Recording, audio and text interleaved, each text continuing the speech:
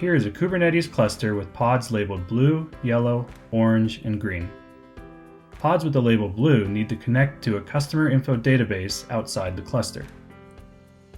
The database is protected in an AWS security group, and the only way to allow the pod to connect to the database is to add the entire cluster to that security group.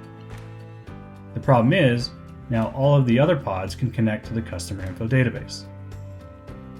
And if the blue pod needs to connect to an external API, like Twilio in this example, we will face the same challenge. Calico Enterprise extends Kubernetes network policy to add DNS egress rules.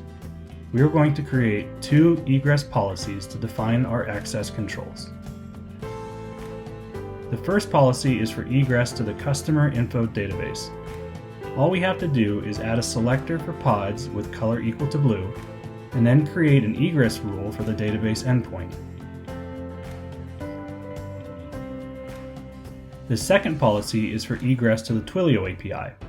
All we have to do is add a selector for pods with color equal to blue, and then create an egress rule for the API endpoint. Notice here that we use the wildcard in the DNS rule. Now, when the blue pod attempts to connect to the customer info database and Twilio API, those connections are allowed, but no other pods can connect to those endpoints outside the cluster. We just implemented egress access controls in only a few minutes.